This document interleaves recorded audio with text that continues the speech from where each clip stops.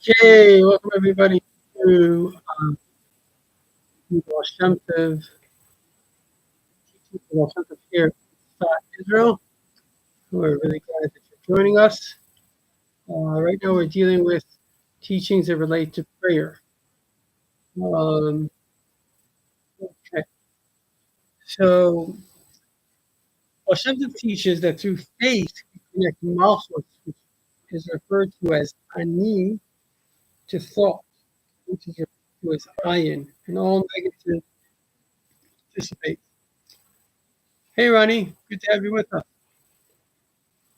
Hi. How you doing? Hashem. Hashem.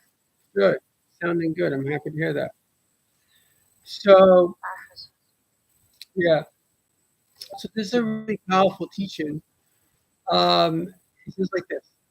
When you have faith, you connect malchus, um, which is referred to as ani, right? So before the sphere of malchus, you don't really have a real sense of something outside of Hashem. Malchus, certainly Malchus of Atzilus, is like the first mother that gives birth to another. Everything before Malchus, really, in a certain sense, is an independent. Is like not an independent, very much a dependent entity. It sees itself as being part of Hashem, and so um, the goal is to turn around this need, right? Malchus is a need to turn it around from a need to ayin, like nothing. And so when a person's struggling in life, very often, if not almost always, what's going on is that this battle between ani, the me, and the ayin, even within ourselves. Um, when we speak about sometimes trauma, what happens is, I noticed this yesterday with myself, very, very powerful thing. Um, I kind of thought about what was a traumatic event to myself, and I realized something really interesting. Like, I don't know, somebody said something to me, I don't know, 20 years ago, right? So, for whatever reason, that was traumatic, and I was able to ask myself, like, what are you worried about, right? And I noticed I was still worried about this person, let's say, saying something not nice. But the fact is that I don't even know where he lives right now. Like, we're in different countries in the world. Why would I worry about that? And so I realized that what was going on was I was the fear that I had then, because everything in your heart basically is love and fear. It's a desire um, for something that's going to be pleasurable or nice, or it's fear of something that's going to be painful and not nice. And so the heart, if you want to think about it as like a canvas, it has all these colors. So let's say you have the color white, which are all these things that you love. And then let's say you have the color black, which is, let's say, the things that you're afraid of. Now, just because you're actually in a different situation now, you may be in a different country, there's absolutely no reason whatsoever to worry about this thing. But the fact is, you haven't shut that off. That fear that came into you is still there. And so, really, you're going through life, and this is what happens to a lot of us: is we go through life and we carrying these fears. And it can not only be a fear; it could be a resentment. So these things are stuck with us, and unless you actually get rid of each and every one of these things, you carry those things for the rest of your life. Now, the truth is, there's a way to go higher than the whole. Well, Simcha Pirates get it. I was at a Farbrengen yesterday, and this guy said that he chassid, the guy was very, very happy all the time. He said, "Tell me, how are you so happy?" He said, "Listen, you never said Mashiach is coming. I look at the news, it doesn't look like Mashiach is coming. So I have a choice now. Either I'm going to trust the Rebbe or I'm going to trust the news. I trust the Rebbe more than I trust the news." So he's happy, which is a very profound concept. So sometimes you can go beyond all of your fear and anxiety and all your situations. You just get into a positive space, and in that positive space, um, everything um, is okay. Now, at the same time, if we actually do have something that we're worried about, we actually have to deal with it. Like you have to say, well, maybe that was a problem then, but now it's not a problem now. Just say very, very powerful. Because whenever we get into an emotional state, it kind of lodges itself in what's called our amygdala nuclei region. It's a little almond-shaped thing, and it deals with our emotions. So if you have an emotion and the emotion gets stuck there, and in fact, I heard this from a pretty big psychologist that people you could actually take an MRI scan and see if somebody, let's say, is writing their emotion, talking about them. You can see how the emotion will travel from the amygdala nuclear region into the prefrontal lobe, and the prefrontal lobe will already deal with them. So this is um, a very powerful concept, which is, you know, basically as long as you can get that emotion into your brain, the brain already has the ability to deal with it. And so the brain is words, at least the prefrontal lobe. You know, animals don't have words, but human brains have words. So if you just kind of attack that emotion with a new set of words and say, actually, I have nothing to fear, let's say, from this person anymore because, I don't know, this person changed his ways. That itself can change you because the truth is you don't have anything to fear anymore. But you're still afraid. You're still holding on to that emotion.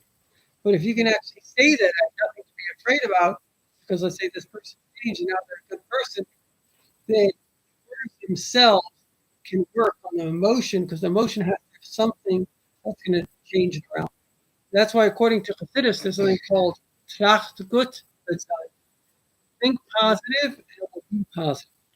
Because if you think positively, you just literally say to yourself, it's a story where somebody wrote to the Rebbe this serious illness, and the Rebbe said, "Tzach good." And the person started to think good, and it was good. The Rebbe said, when did the person's illness start to change? As soon as he started to think, what did he think? He thought, oh, Hashem will make it better. He applied words to the situation. He brought actual words. So before he was stuck in the emotions, call it the color black, he was stuck in this feeling, maybe a temperature, it was hot, he was feeling this heat. But then he actually turned on the cold water, or he colored it with a different color. He was able to get rid of the negative emotion. Then it became positive. You're able to influence the positive.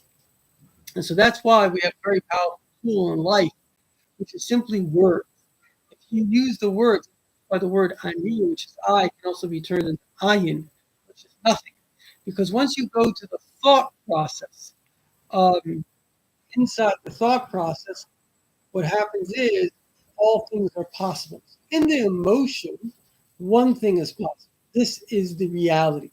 But in the thought reality, in the beginning, in Chachma, all things are possible. And so if you just use your word, mouth, your speech, and that's why davening is so important. Many of us fail to appreciate what we can achieve with davening, change the world, certainly our own world. Because by using words that are positive, we flip things around and suddenly the whole situation becomes a positive situation. Okay? So this is one concept. Have faith transform negative to positive. Now that's really what faith is. Faith is a trust, or at least you're saying that everything will be good. So the point is, once you say that, once you get there, you actually create it and you manifest it.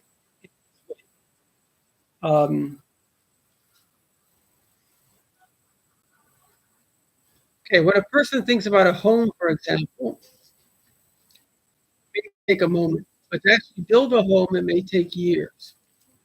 Once we do a mitzvah and good deeds, connect our realm of action, slow time, to the realm of heaven, thought, fast time. And this hastens redemption.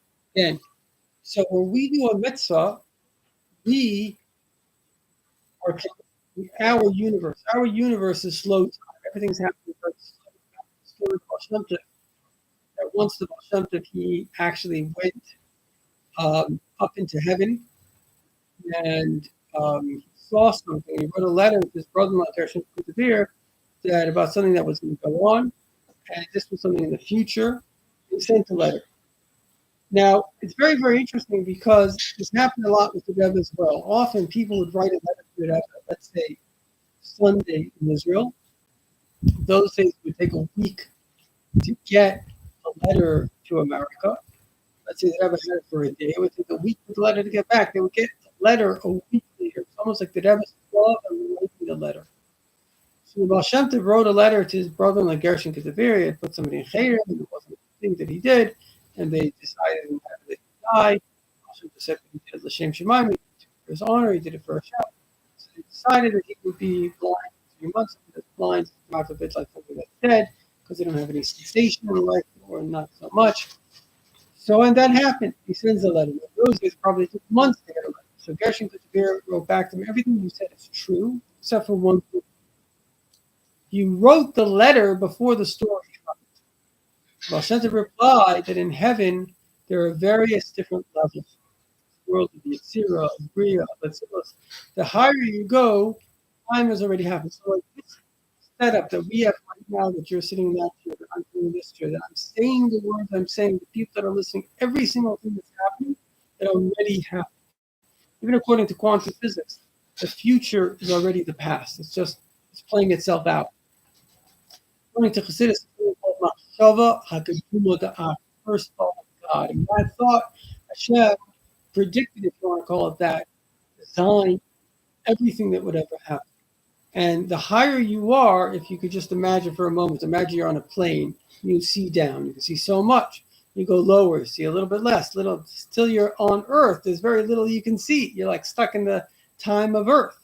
So the same thing is, the higher you go, the more you can see, you can access the future in a better way. That's why we have to realize that Mashiach is literally here. The Rebbe says Mashiach is here. The Rebbe is seeing it in heaven. In heaven, it's already taken place. Here on Earth, it's playing itself out. And we shouldn't have any questions that these guys are going to be dancing in the face of Mikdash. This is real stuff. Mashiach is here. The energy of Hashem, the revelation of God in the world, is happening. So it's before 62% of the world has a personal connection to God. And so from our part, we just have to add more, a little bit more in terms. Just have to do a little more to make it come a little quicker. Okay. Let us continue. If anyone has questions, you're welcome to ask. God is not like a physical thing for whom the instrument of destruction, such as an anvil, hammer, cannot be used as the instrument of construction. God uses the same instrument. As the Baal Shem Tov says, the very source of misery becomes the source of pleasure. So when it's very funny, because the person might be going through something and they're thinking like, oh my God, this is terrible. The very problem itself can be the solution. You know, a guy, the government was charging him some money, I don't know what it was. So went to Kabbalists, basically the right thing, and go bother them, bring into the world. And then what happened was the government miraculously realized they made a mistake. So he's so happy. The Kabbalists says, now you have to sue the government because they put you through all this misery. So the very problem, thing that was harassing him, became a solution.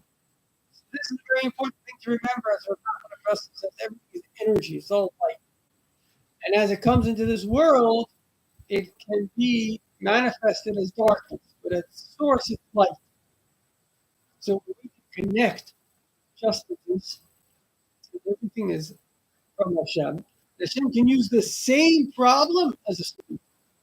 So may Hashem do this, show us his power to turn everything around, at least the hostages, end all wars, bring Mashiach in a beautiful way. I actually saw I think it's a measure, something that I never kind of had a question and it got resolved today. It's a very beautiful book.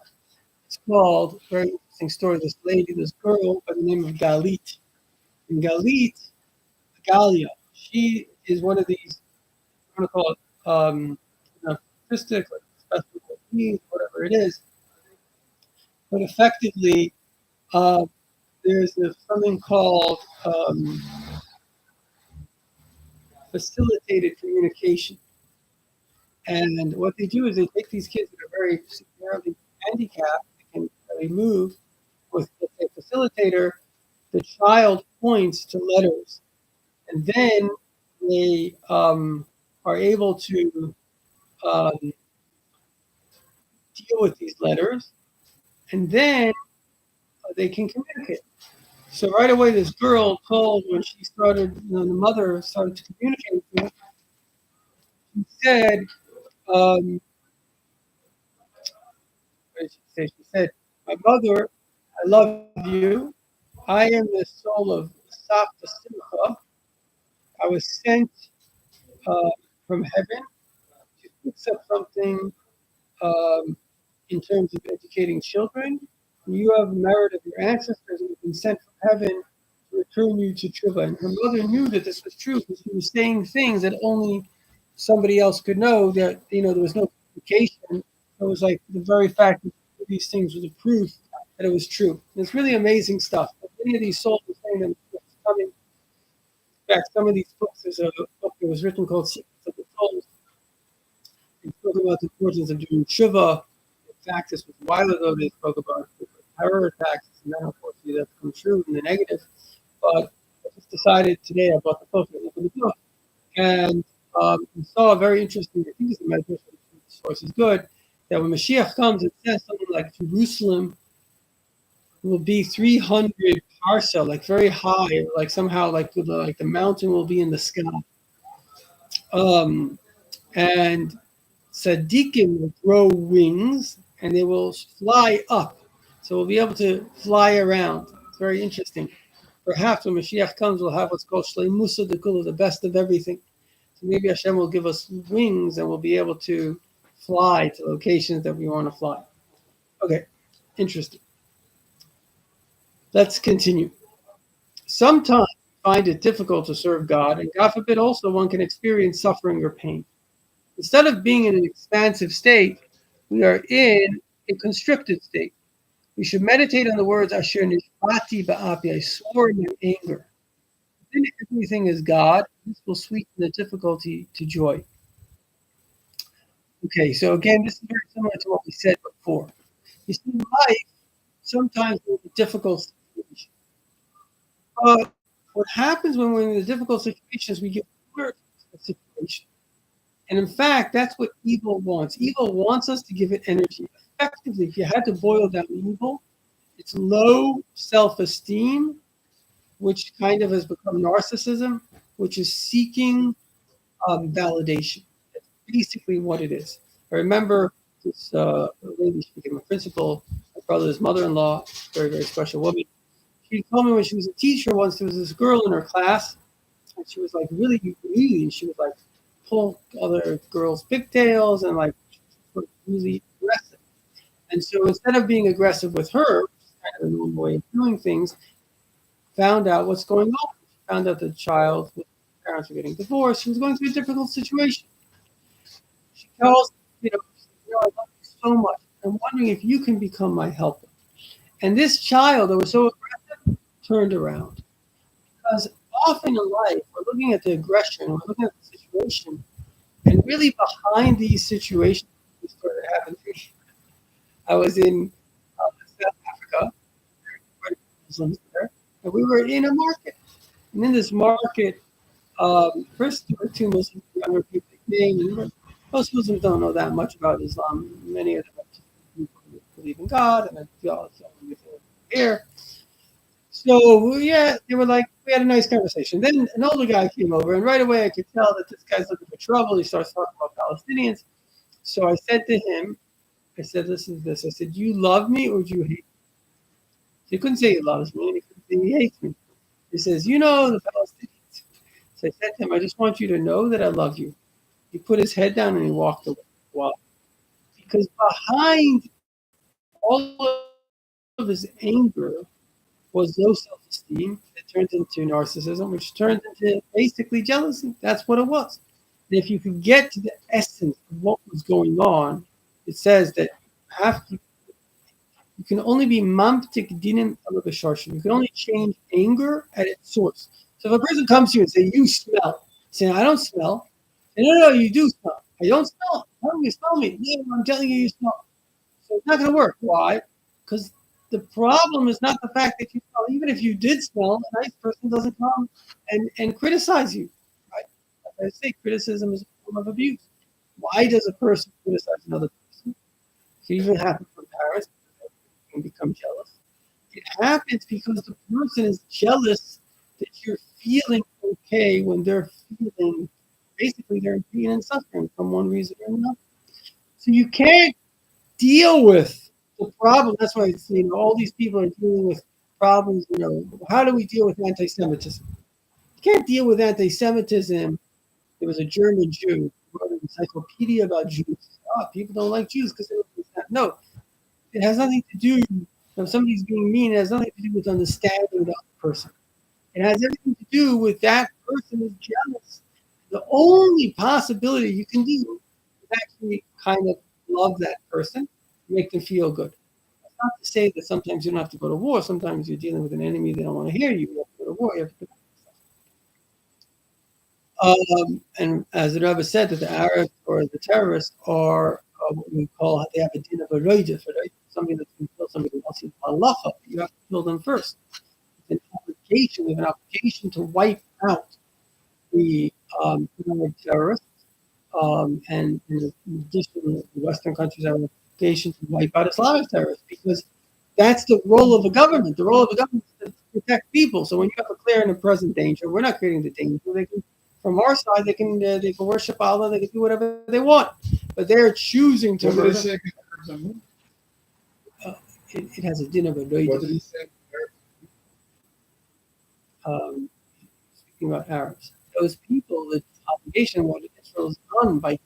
There's a very big mistake that we make in the West, that we look at a group of people that are terrorists and say, well, these people, they represent the entirety of their people. It's a black terrorist, whether it's well, not kind of premise, but whether it's Arab terrorist, they don't represent the Arab people, right? Right now, as we speak, there are over 1 million Arabs that are living in Israel. Now, if they really didn't like Israel, they could pack the bags and go to Palestinian Authority. None of them are going. Why? Because they like Israel, because they got to be in Israel. The point is that when we see somebody standing up, just because you're part of a group, or they have the color or the city of a group. If I stood up and I said, I represent the Jewish people, and everybody said, okay, whatever Zevi says, we're going to do because it's the whole Jewish people. So it means you don't know anything about the Jewish people. As Rabbi Jonathan said, people say, Jewish people around the world can barely run a short minute. So the fact is, if anyone thinks that this, something represents Arab, there are 300 million people, so many different religions within them. There's no person that's representing that. It's just not true. So there are groups that are terrorists, and those groups that are chosen or that are on that path, they have to be wiped out because they are a clear and present danger. But according to what you're saying, that the quote of the Rebbe, that's not the right interpretation. You're interpreting it in your own way, but that's fine. He did say that they have a din of a roidif. Yes. Okay. So could be. Okay.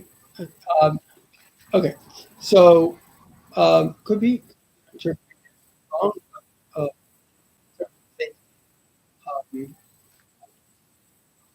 No, maybe there are other options, but okay. But anyway, the main point is this: that the Baal Shem Tov speaks about asher nishbati ba'api, that sometimes things are difficult and they come into your situation, but we should meditate on the words asher nishbati ba'api, which is that I swore in my anger. In other words, what the Rebbe is saying is that within everything is Hashem.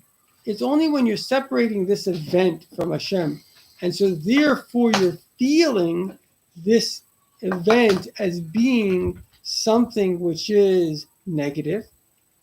So therefore, obviously, it's, let's say, it's bothering you, it's painful, it's a loss, etc. So therefore, you're very cut up about it. But if you were to realize that within this event itself is Hashem is making this event, so this will turn things around, and we will feel much better, and this can actually turn the negative into a positive. Now, the next teaching is a very, very fascinating teaching. The teaching goes like this. It says, all wars and bad thoughts that occur is because Malchus is missing her love, the higher light. This is similar to a wife being upset from lacking attention. Now, that was my explanation of what this means. When a person realizes this, they will ensure to connect Malchus, the realm of action, to Machshava, intention. In other words, when we use positive intentions in all our actions. And my commentary, your intentionality saves the world. It's a very, very, very beautiful and important teaching. In other words, we're living in the realm of Malchus. Our realm says all wars and bad thoughts occur because Malchus is missing her love. Our realm may feel disconnected from its source. Everything wants to be connected to its source. What is the source? The source is Hashem. So Malchus, because people may be doing actions, and the actions they're doing is disconnected from Hashem. So now the realm of Malchus, the realms of actions in this world, is disconnected from Hashem. And this causes a tremendous pain, right? Because everybody wants to be connected. The wife wants to be connected to her husband. There was a rabbi, somebody once asked a question about relationships, so he said a very good line. He says, man was born alone. So man doesn't know what he's missing. Now you could realize I'm missing, I want this, but intrinsically he can handle being alone. A woman was born from a relationship, the rib of a man. So she always feels like she's missing her spouse. Malchus always feels when it's disconnected that she's missing her husband. She's missing Hashem. And so when we use our higher intention and we connect Malchus to Hashem, we connect our actions to Hashem, this gives tremendous light and energy into the world. Okay. This is very interesting. Saying Yisrael ben Eliezer helps to protect. So we'll say it together. Yisrael ben Eliezer. Yisrael ben Eliezer. Just saying Yisrael ben Eliezer, this helps protect. Of course, that's the name of the Baal Shem Tov. Okay. Last but not least. When a person knows that all negative occurrences are just God concealed, obviously, of course, for a purpose, this causes all negative occurrences to cease. So again, one of the times that I translate one of the books of the Baal Shem Tov, to translate a book, I say translating is the easy part. Editing is the hard part. You have to get into the book and you have to edit it. You have to go through the whole thing. It's not a simple thing to do. But once you edit the book, you have a much better sense of what is going on in that book, because you've just gone through the whole book. Once or twice I've gone through the whole Tanya. If you can kind of go through a whole book in pretty much rapid succession, you get a picture. What is the essence? Like in Tanya, part of the essence is the idea that there's the thought, speech, and action. You want your thought, speech, and actions to be good.